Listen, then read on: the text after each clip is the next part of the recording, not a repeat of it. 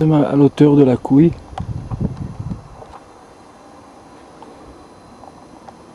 J'étais sur son dos, donc j'étais à 2 mètres du sommet, et il y a un automobiliste qui s'est arrêté. J'avais laissé mon sac sur le bord de la route. L'argent et la peur, oui, parce qu'il y avait de l'argent dans mon sac, a fait que je n'ai pas monté le taureau. En gros c'est, j'étais dans le ventre du taureau, fils de Geppetto, un burattino, un pantin, ce taureau. Quand il perdra ses pommes et ses cornes, il accouchera d'un âne blanc, comme un mouton. Mais il ne dira pas, mais il parlera.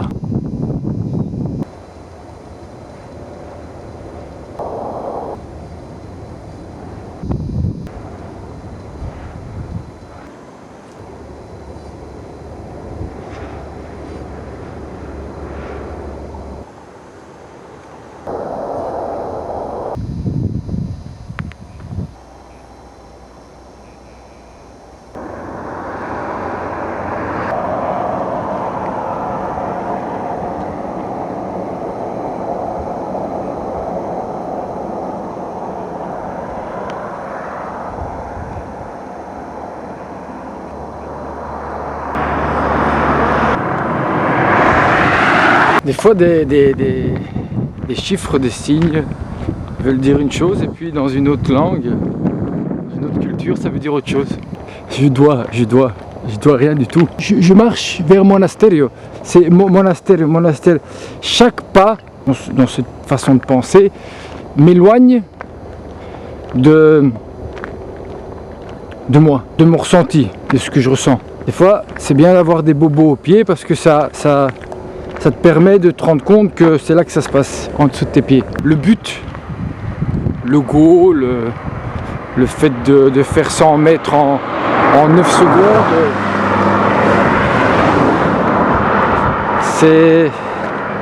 tout ça, c'est pas ça le chemin. Ben, c'est ici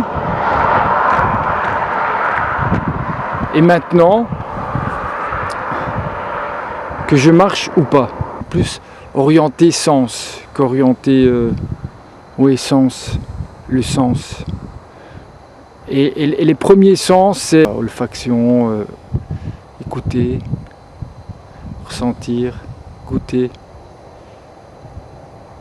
Parce que tout le reste, ça vous éloigne finalement de la vie.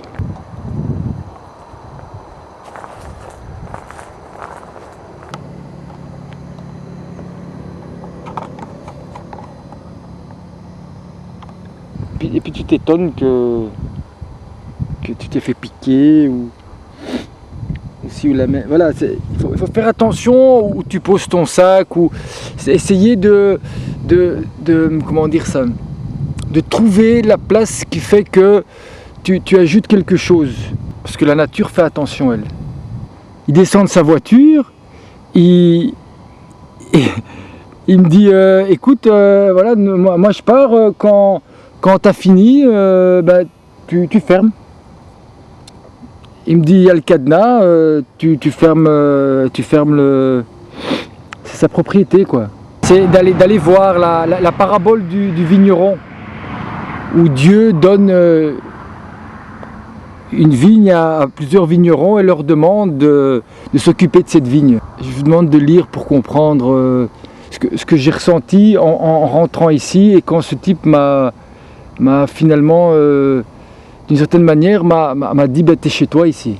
Quand tu as fini, tu fermes. Cette terre ne m'appartient pas, il m'a dit, d'une certaine manière. Même si c'est très minime. Et puis en partant, il m'a dit tu as besoin de rien. J'ai dit non, merci.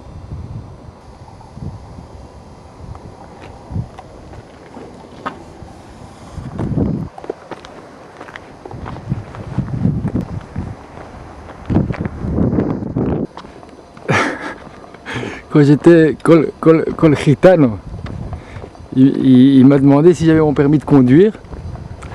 Et puis quand je lui ai dit ouais, il a dit aux autres, là, de dire putain, lui il a son permis de conduire. Et puis il m'a dit aussi pourquoi tu t'achètes pas un cheval, il m'a dit.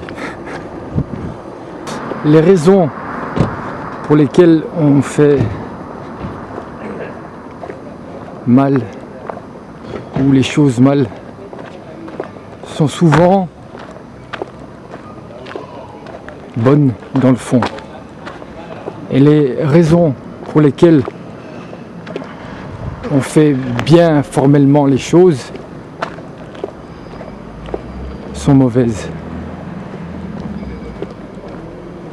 Le plus souvent. Jusqu'au moment où on comprend.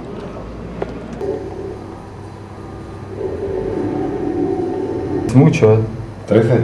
Je pèse pas le même poids que quand je me suis pesé maintenant.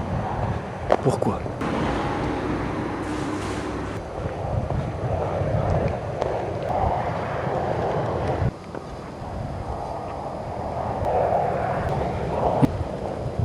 The streets. Je suis arrivé dans un village, oulala. Apparemment là, ils ont peur des pèlerins là-bas. Peut-être qu'ils ont peur que, je sais pas moi, leur femme part avec un pèlerin, enfin je sais pas. Et puis peut-être le paradis là derrière.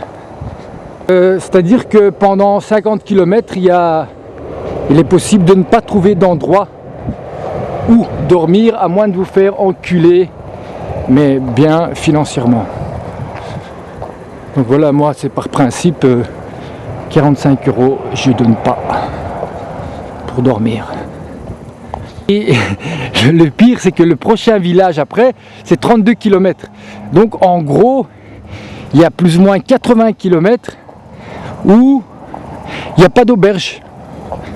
Donc c'est pas qu'il n'y a pas d'auberge pour pèlerins, il n'y a pas d'hôtel, pas de pension, à moins de... Enfin je sais pas, je ne suis pas encore arrivé à l'autre village, peut-être que je parle trop vite, mais en tout cas là où je viens, j'étais chez la police, j'ai été chez la municipalité, et je dis, je sais pas, vous avez pas un petit jardin, un petit coin où je peux mettre ma tente?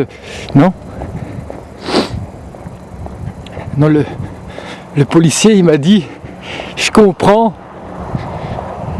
mais je comprends pas. Mes amis,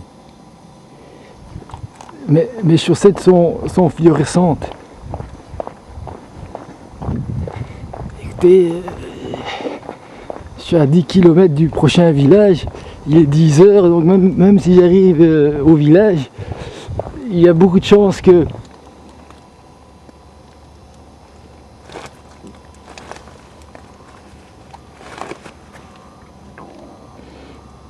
Il y a un chien qui aboie dehors, je sais pas d'où il sort, ce fils de pute.